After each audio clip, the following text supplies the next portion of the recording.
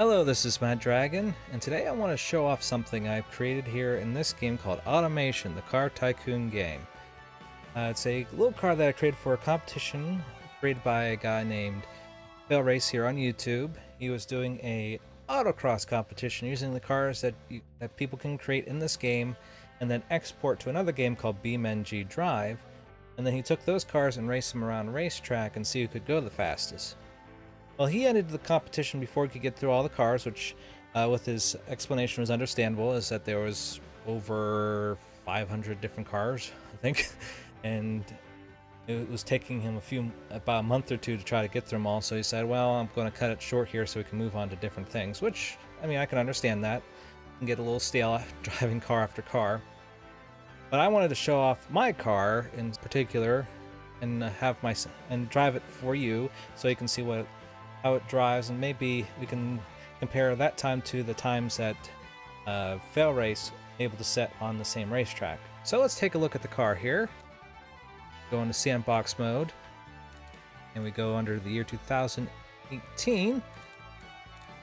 Here it is. It's the... oh. Well, ignore the body there. That's another reason why he stopped the competition, as well as that a lot of the cars were breaking, as apparently they have updated this game, and a lot of the older bodies have, well, as you can see, they're kind of melted. So let's take a little closer look here at the MDM Dragon Lance Monte Carlo. Ugh. Okay, well, don't look too close at that. That's not how the car looks like in Beam.NG Drive, so ignore that monstrosity. Let's take a look at the statistics of the car here. It's a two-door, two-seater. It has a semi-space frame with fiberglass panels. It's a mid-engined rear-wheel drive. It's a six-gear manual, and it's wishbone suspension all around. A bit on the heavy side at 3,359 pounds.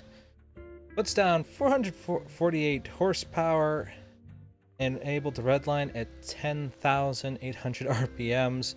And to fit into his competition, the car couldn't be no larger than a 2-liter engine. It could be a inline 6, an inline 4, a boxer engine, a V8, but it couldn't be any larger than 2 liters. So I went with a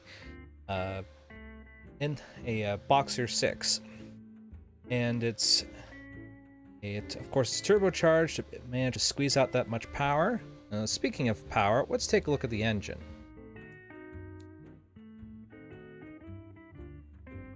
There's the engine there with all sorts of pipes and tubing running all over the place for the turbocharge. It has pretty high-end parts going into it, because make it rev that high, it needs high-end parts so that it won't blow itself up. Let's hit the testing here so we can all hear how it sounds like.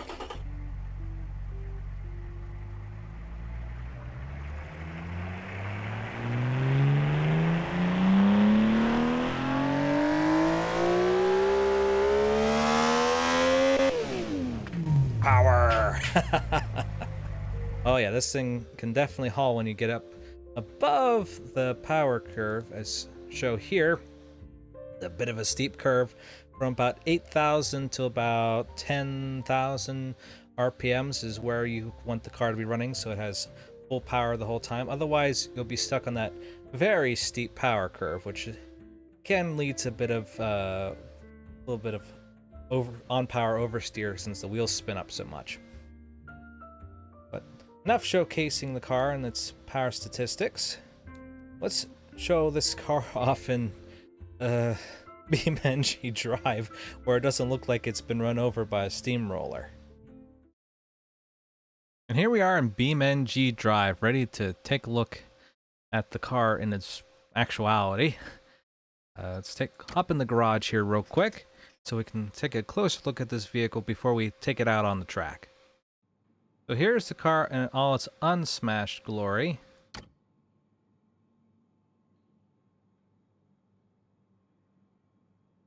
Pretty aggressive looking styling there, I have to say.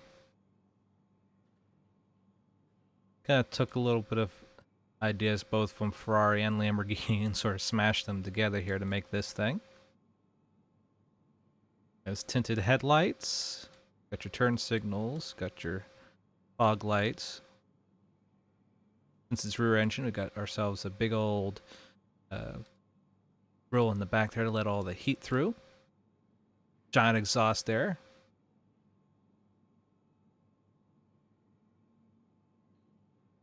Sadly, we can't go inside the car because that isn't an option with the Beam.NG cars yet. I wouldn't be surprised in the future if they do, even if they are right now saying that they won't.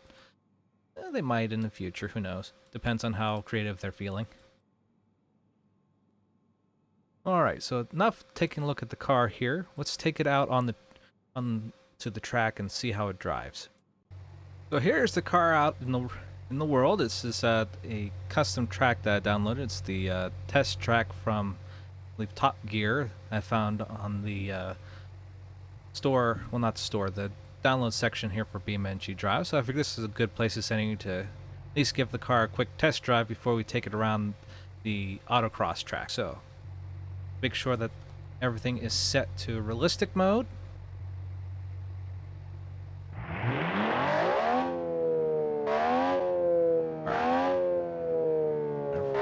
Nice, loud, and growly. So let's take off. As you might notice, it doesn't have any traction control because that was another stipulation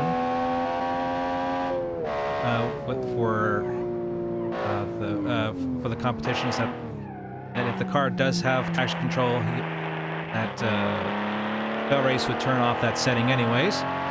So I figured I might as well set the car so it doesn't have any traction control.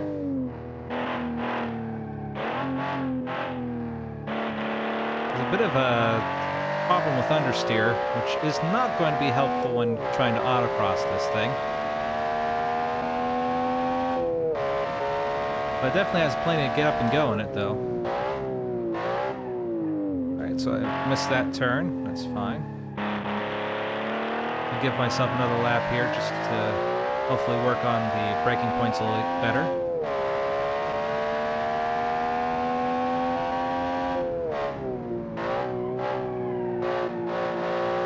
If anything, the car is, at least when you're letting go of the accelerator, the car is not very likely to suddenly spin around on itself, so that's good.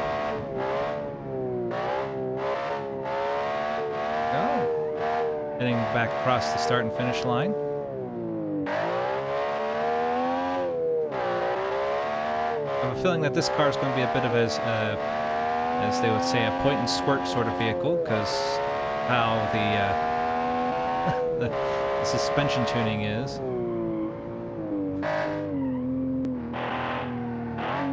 Ooh, gosh, there's so much understeer.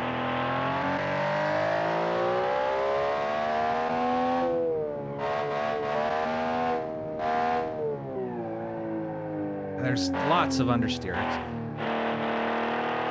This isn't going to bode very well for the car when we take it around the autocross track, as I said. So that's going to be an issue, although it does get going pretty quickly when you keep it within the power band. One thing that drives me nuts with this thing, I've got to remember to turn it off. Ooh, okay. There's that little bit of on power oversteer that I was talking about there. Something you gotta be wary of.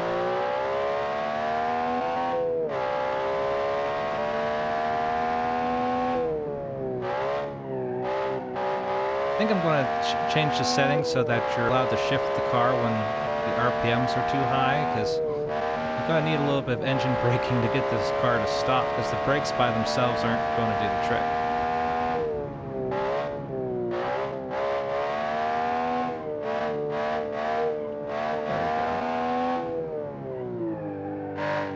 That's decent enough.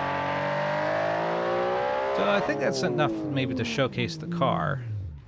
So let's go take this car to that track that I was talking about and see if we can, after 3 tries, maybe get a decent time here as a comparison to what FailRace was able to do with the cars that he was given to drive. Okay, here we are. This is his setup there. The seat is 21, 21, 21, 21. Let's see if we can get this car to set a decent time.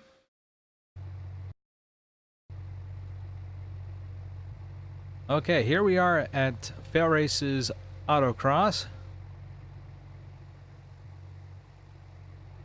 Got a bit of a lots of twists and turns here to take and slice through. So, with no further ado, let's give it a try. Gotta get off the line here pretty quick, and then we have to brake immediately into this bit of a roundabout here. There we go. Gotta be a little bit more cognizant. Oh gosh, yeah, the understeer on this thing is amazing.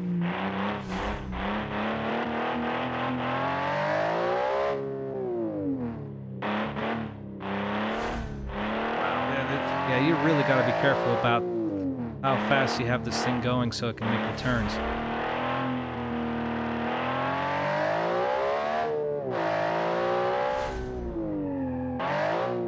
Jeez. Okay. This car was... Maybe it was a good thing that this car didn't go partake in the competition, because I can only imagine what he would have to say about the understeer in this thing. Holy smokes.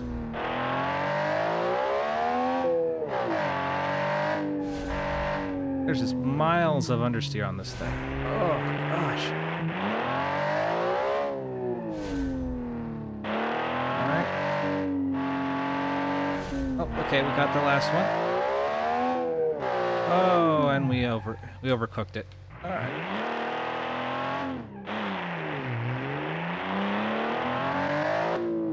Yeah, this is... Thankful. I'm kind of... After driving this thing now on this track, I'm kind of thankful that I wasn't able to drive it.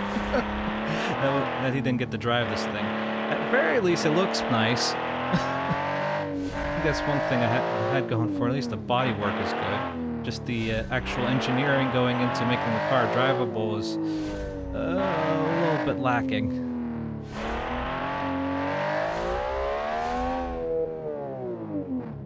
Okay, so that's set a 150. As you can see, I've tried it some other races some other times and about as fast as I went. So give it another go here. We got ourselves 3 tries, so hopefully we can get a little faster this time. Alright, off the line and brake. Oh, jeez. Alright, let's try that again. Oops. I keep thinking that I'm in a higher gear than I actually am.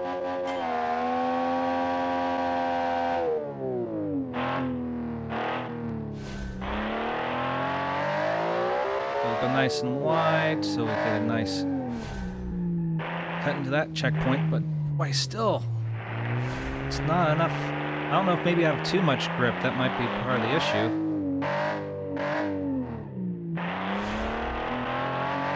Come on, there we go. Brake, and cut back through again. I don't know, can that be an issue of just having too much grip so that the car just can't steer? Or maybe the suspension is just way too stiff for the left and right.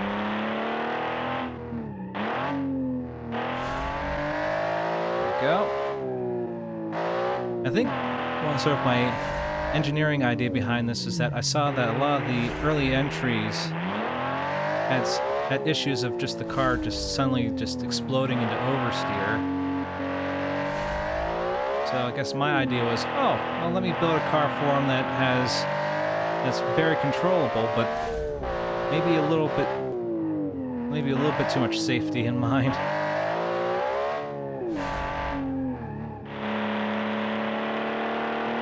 All right, so we round that corner there. Come on, shift down. There we go. A little too much brake there. Man, this thing just understeers everywhere. Hey, well, we shaved about 10 seconds off the time, so that's good. We got 141. So we got one more try here to try to sneak out a faster time. So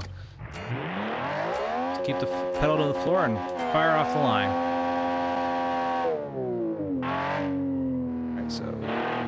Alright, so we got that. So we just accelerate out wide, real wide. Right, we can get in, lined up for that turn there. Alright, cut her nice and deep in there.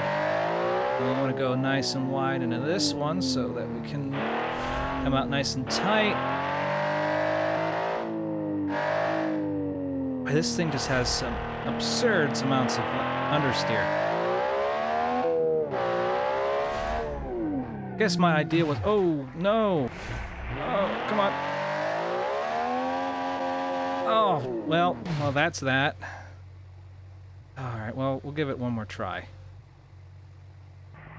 Hello, help. Okay, that was bizarre. All right, we'll give. I'll give myself one more try. Just, I'll just give myself one more try. Because it's just because this car is just fighting me tooth and nail.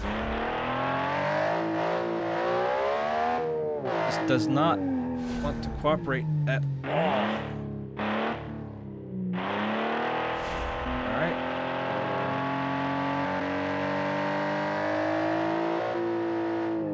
Jeez, man, this car requires a lot of concentration for it to be able to keep control of it.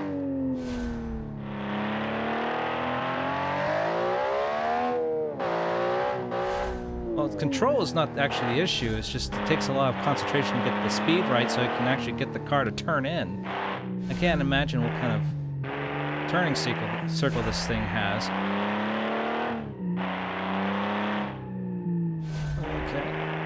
Go and shift down. Get a little more acceleration out of this here. Tap on the brakes.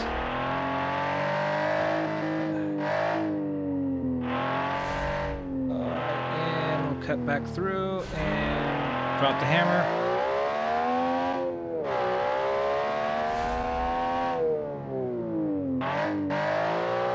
Boy, it just does not want to shift at all down. I have to remember to turn off the shift safety so that you can shift a little bit higher in the RPM range. Might do a little damage to the transmission, but that's a risk I'm willing to take to get this car to slow down. Alright, and that's our last time. Actually, that's our fastest time of a 1:41.466. Alright, and that puts us with this car. And we could bring up the listing here. Okay, and with that, my car comes in at 1 minute 41 seconds .466, which puts me in between Loopy Sausage with his convertible at 1 minute 40 seconds .432, and Game Boy 3800 with his Mega Hyper Wing panel van at 1 minute 41 seconds .3837.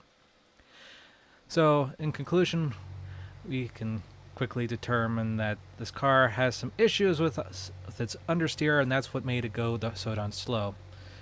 The power, I think, is decent enough. Maybe we could even decrease the power a little bit so that we can increase the power band a little bit at the top end, so that has a little more power that I can actually use. So definitely a bit of a learning experience with this vehicle. I might even try making another one in the future here, something a little bit more sporty. So maybe we can actually make something that is a little more competitive next time. Well, I'd like to thank you for watching, and I hope to see you next time. All systems are a go.